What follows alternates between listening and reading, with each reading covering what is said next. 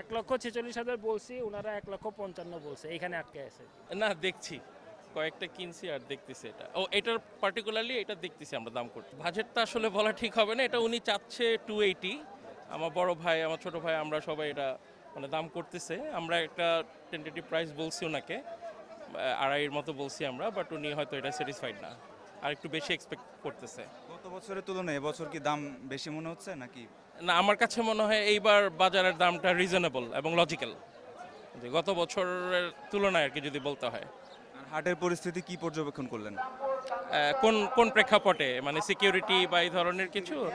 Very nice, easy, convenient, আল্লাহর রহমত, টেম্পারেচারও ভালো, সিকিউরিটি কোনো কনসার্ন নাই, ভালো, ওয়েল ম্যানেজড। এই হাটে আমি যেটা দেখলাম আর কি।